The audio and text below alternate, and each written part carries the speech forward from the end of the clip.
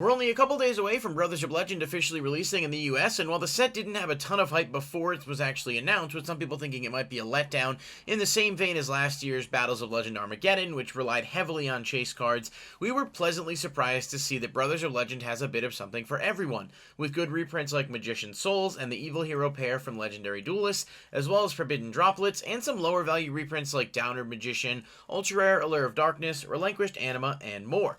I want to take a look at this today and just sort of look at some of the presale prices and whether or not I'm buying or selling, as in whether or not I think it's a good or bad presale price, especially with the way the market's been going lately. So with that being said, let's jump into today's buy or sell.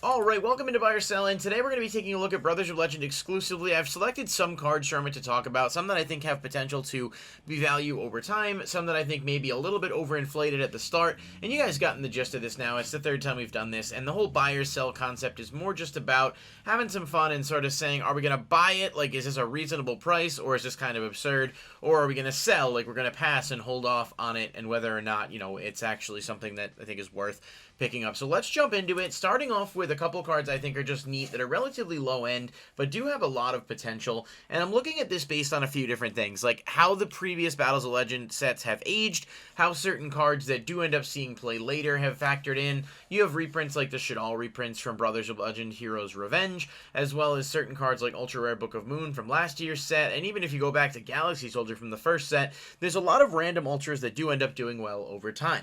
With that being said, Astral Topia is a level 4 light warrior monster, and I do believe it's one of the structure deck imports from the Utopia structure deck, though it is possible it was a jump promo. I'm not entirely sure, but either way, it's coming out as part of that batch and is intended as direct support for that deck. And let's read the effects. So if an Xyz monster is on the field, you can special summon this card from your hand. You can send one other card from your hand or field to the graveyard, add one Xyz, Automat, Zexal, or Number spell trap from your deck to your hand. So this card has a wide search pool, it's a free extender, and it does work really well within the Utopia deck simply because of the amount of things it can get access to. Now, Yu-Gi-Oh! Daily has the pre-sale around 50 cents for this card, which I think is great. I do think this is a card that if you have any interest in playing the Utopia deck, but just in general, given its large search pool and sort of the fact that it can get things such, it can get Xyz cards. You could technically play this in Sharks and search Xyz Remora with this, as it is an extender that, you know, does allow itself to be put out. So this is really just one example of practical use for it. However, at 50 cents, if you're going to be putting together a cart for pre-orders, I do think it would be worth it to pick up a set of this. So I am going to go ahead and say that I am buying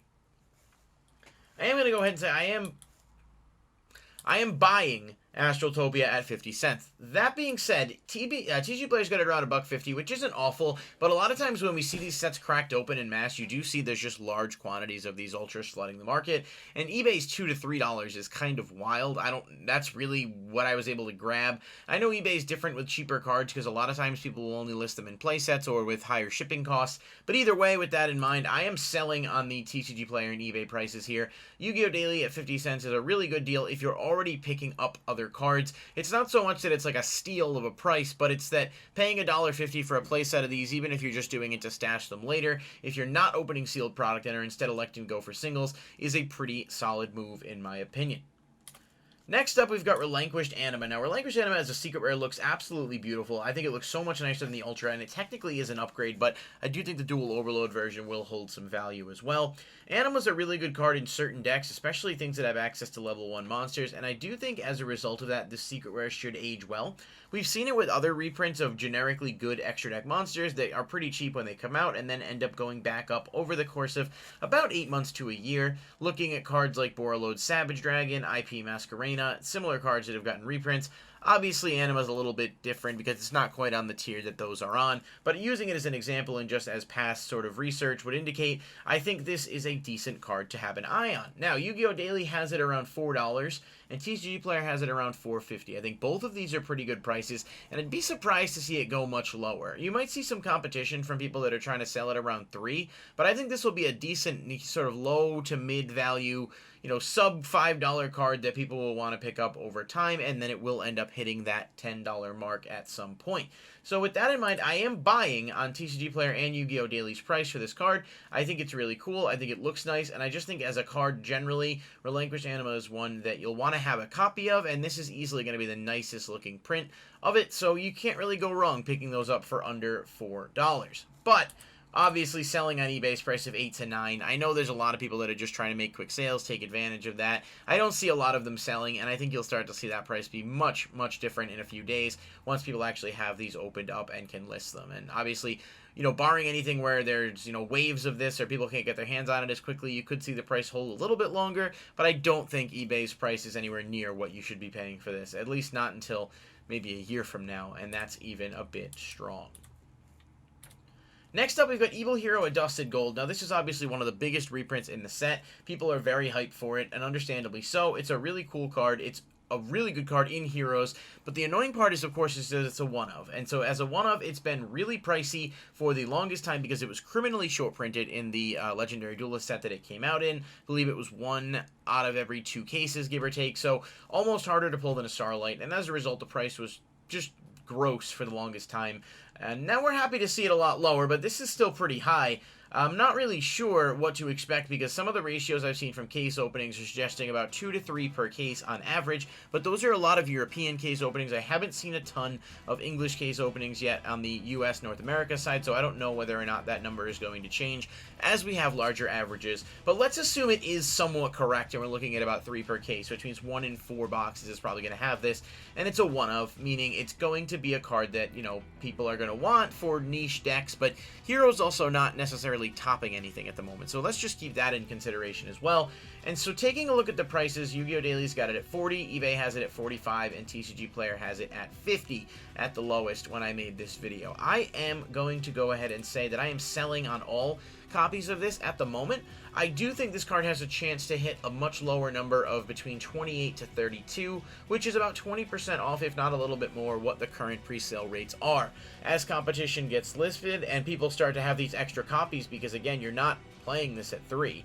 So you're getting your copy, you're having extras you want to list to move, people will start to push and try to make sales, and I do think that as much as this is a hype card that definitely needs a reprint, it could very well fall under 30 within a short period of time, and that would be a pretty good chance to pick it up, I think. If you're paying anywhere between 25 and 30 for this, you're not doing too badly, and if it is shorted, then I think over time it will go back up unless they double dip the reprint in something like the GX box. Let's assume for now that we don't have that knowledge, because truthfully we don't, and we're going to sell on all 3 of these. I think unless you're in some desperate need for this card, I would wait a little bit longer.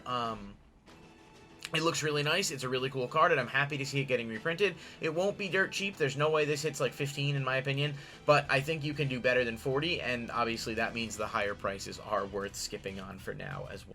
Alright, next up we've got Ultra Rare Allure of Darkness, which I think is a sleeper card in this set. Now, a lot of times the Battles of Legend sets have seen their staple, quote-unquote, reprints do well. Ultra Rare Foolish Burial from Hero's Revenge is like a $5 Ultra. Ultra Summon Limit is the $10 card. So just because something's an Ultra and not a secret in one of these sets doesn't mean it doesn't do well.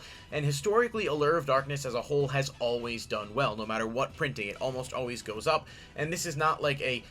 I mean, we've had accessible prints of it. I don't even know what I'm saying there. Like, it was in 3 or 4 structure decks, and it just continues to be a card that eventually goes up to $4 to $5 once whatever box or deck it's in goes out of print, and I do not think this will be any exception. The only other Ultra that we have of this card is from Phantom Darkness. That set is over 12 years old. It's very pricey for that, and you don't have a lot of alternative foil options other than this one, and of course the Super Rare that has been reprinted a few times. But if you're a fan of Ultras, and you want to see this, and you be able to play this card in a higher rarity, upgrade your Supers or Commons, this is probably going to be your best bet to do so. And we have pre-sales on this around $3, both on Daily and TCG Player, and even eBay's around $4 to $5. I think overall, anything under $10 to $12 for a playset of this is going to be a really good deal, because this card will almost assuredly end up being a $5 to $7 card within maybe 5 to 6 months time, if not a little bit sooner. So with that in mind, very much buying on Allure. If you can't tell, I think it's a really, really solid pickup. I think it's going to be, you know, no cheaper than $250 once the sets actually drop. I would be very surprised if it hit anywhere near the $150 to $2 mark, and I would honestly say if it did, it's worth scooping up a small handful of them, just because later on, if you have access to them, you'll have really good either trade bait or things you can move. It's a Battles of Legends set, it's an Allure of Darkness, it's an Ultra Print. All of those factors add up to this being pretty much a guaranteed win. And I do think that even eBay's price, which is a little higher than I'd be wanting to go early, is not egregious compared to what we've seen for the others. So I'm definitely a buy on Allure of Darkness, no doubt. Next up, we've got Astral Kuribo. This card isn't talked about a ton, but interestingly enough, I think it's really good. It might even be kind of slept on. Let's take a quick look at the effect. It is a light level 1 Fiend. You can reveal a number Xyz monster in your extra deck, then special summon this card from your hand.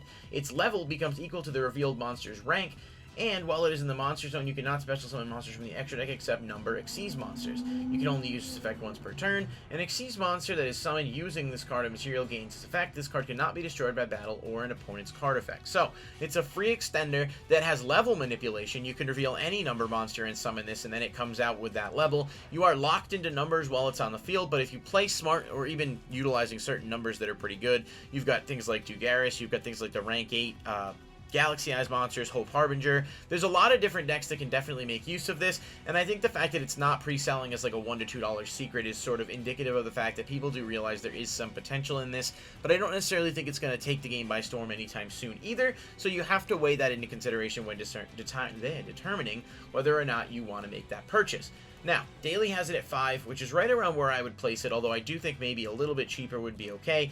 eBay and TCG Player shockingly have this around $15, which is crazy. I looked to see what other sales there were. eBay had a few that were listed by people in the US, and even then, those weren't anywhere near as close to what Daily, and likely the other pre-sale sites will have as well. But like I said, I typically just use that as a third barometer to sort of give some comparison and just show the importance of looking around and not just immediately buying on one platform.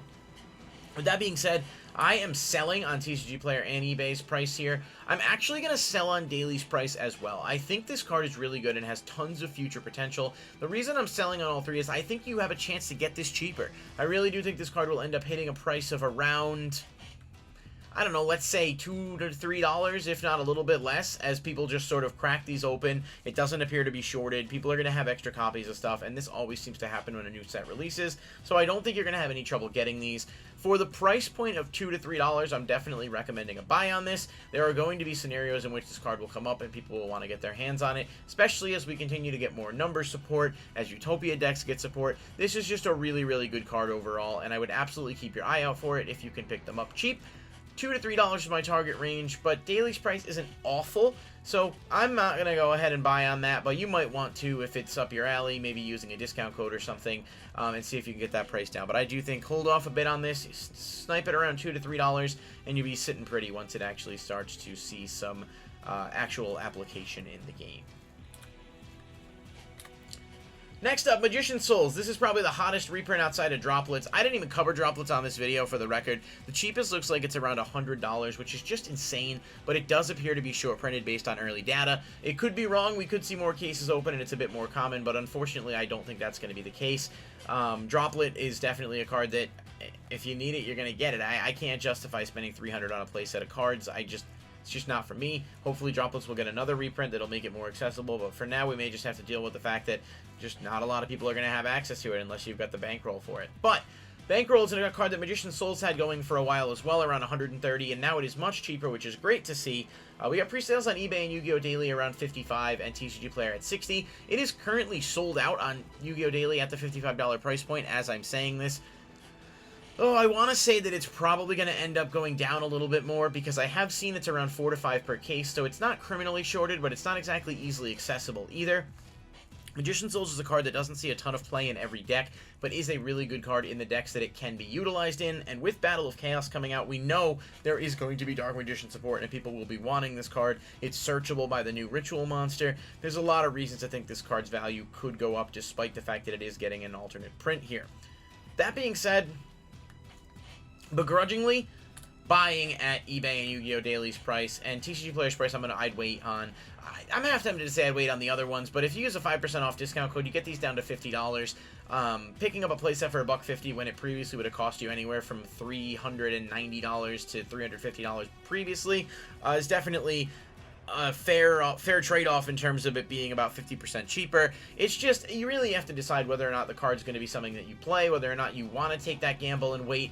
I could see this going lower. I could see it hitting around like 40 to 48 on release, and that would be a good opportunity to pick those up too. I mean, anything under 40 is a lock, in my opinion, to grab these. I don't even think it's something you really should think about, unless you're, you know, working with a limited bankroll or whatever, in which case you obviously have to make your own financial decisions. But what I mean is, if you have the money to throw into it and you want the card, there's no question that a $40 price point is pretty good, because then you're paying $120 for 3 of them, which is the same price it would have cost for 1 a couple months ago before we got this reprint. So I am buying on those. Selling on TCG Players 60, but it's not even that bad. I do hope that people will compete, and that as more of these can be listed, you will see prices start to go down, but it remains to be seen whether or not that's going to happen, and we will have to keep our eyes open on release day. Nibiru the Primal Being is another one that I think people are obviously into. Well, all copies of this card started to go up as it started to see more play, especially with things like Crossout Designator being prevalent and giving this even more practical use to be appearing in decks that aren't playing it, that maybe lose to it. You're playing Crossout Designator in there. $13 seems to be the price across the board. I want to say sell on this because I do think this card was like as low as 10 for a while, and getting another print as well as it has an alternate secret, so now it's in gold, it's here, it's ulti, and it had another printing as well in secret. I just think you might be able to get this around $10, maybe even $9. I'm hoping it drops once it comes out because it's not shorted as far as we can see, meaning people will likely have them and will want to move them, especially if they already have their sets.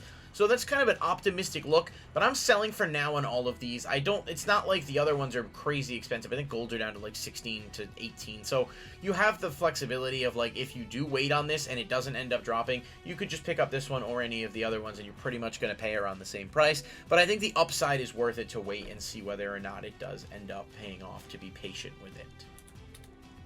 And lastly, Rebirth Judgment is a card that I think is just really neat and kind of another penny stock to take a look at coming out of the set. Once per turn, you can declare one monster type. Monsters in the graveyard become that type for the rest of the turn, even if this card leaves the field. It's an iconic card from the GX anime. It was played in Zane's Cyberdark deck, and it's really cool because I think as a continuous trap that can modify graveyard, it has a ton of potential in the future. Obviously, decks that rely on certain graveyard elements like zombies can definitely be hurt by this because you side it, you declare something else, and then they don't have zombies in grave to revive with Mizuki or revive with other cards. And even I think Mayakashi might specifically require zombies in grave in order to further their strategies. And obviously, neither of those decks are meta relevant right now, but the point is being able to manipulate types in the graveyard can be a direct counter to certain decks, and this will only get better with time. And it's only going to be in this set, at least for the foreseeable future. So Yu-Gi-Oh! Daily has this around $1, and eBay has it around 2 to 3, as well as TCG Player's $3 mark. 3 is high. I'm selling on 2 to 3 or 3 because I do think this is going to be a bulk secret rare. People are going to have them in mass. They're going to end up being similar to like Dark Sacrifice from Hero's Revenge, which had hype but didn't have a ton of sales, or people were able to scoop them up quickly. But for $1 or less, definitely have a playset of this card. I'm buying that price of $1 because I do think it just has a ton of potential in the future, and even if it's not seeing a ton of play right now, really is something that would be good to have. And if it did take off and start to see play as a side card or even a main card in some decks, I guess, you're going to regret not having one, especially if you didn't pay that cheap price on it. So I'm going to buy on this $1 price point for this, and I think it's going to be a really solid option. And lastly, we have Wing Requital. I thought the last one was the last one, but I was wrong. Wing Requital is a really cool spell card that allows you to pay 600 life points and draw 2 cards if you control at least 2 Wing Beast monsters with different names. This card obviously has application right off the bat in decks like Flunderies as well as Lyrilusk. I don't know if Flunder's going to play it. It does offer some advantage, but the deck does have consistency issues as it is, and they really need to focus on getting to their power cards, while this does conflict with things like Prosperity and Extravagance. But I definitely think Lyrilusk will be playing this because they have no problem getting 2 monsters on the field, and the draw power is super helpful. And because it's a draw card, Yu-Gi-Oh! Players are going to be hyping it like crazy before it even comes out. I do think it's good. I do think all 3 prices here are a bit high, and you can absolutely wait before going in on any of these. I'm selling on all 3. I think this is going to end up being an $8 to $10 card once it comes out, if not cheaper than that. And once it's at that point, then if you feel like it's going to benefit your deck or it's something you want to have, you could pick it up then. But we see all the time hype with these like draw cards that come out. They start high and they just slowly trickle down, especially not being short printed. There's just no reason to think that this card is going to stay around the $20 price or above. But I could be wrong. And again, this is all just meant to be fun speculation. And as we kind of go through and take a look at some of the cards coming out in the set, it's easy to be excited. It's easy to look at the pre-orders and get bought into the hype, but I will just stress, you know, shop around. Don't make a rash decision, especially because, like, the set comes out in a few days. Like, at this point, if you're pre-ordering something right now, you could just wait till Friday, and you're going to get it around the same time. So unless you know, I don't know, doing some prepay and pickup nonsense that I'm not aware of. Really just, you know, you're going to save yourself a lot of money because we see this happen time and time again. So until TCG Player fixes their system and allows more people to list pre-orders, we're really kind of stuck with this limbo of like having to use the third-party sites, which is good for competition, but also, you know, bad for stock because a lot of times these end up selling out pretty quickly and then you don't have access to them. So let me know what you guys think. Are you buying or selling on these? What do you think about Brothers of Legend as a whole? Are you as excited about it as I am? I definitely hope that I'm able to get some of the good cards from it, but we'll see what happens there. And I'll catch you guys in the next video. Peace.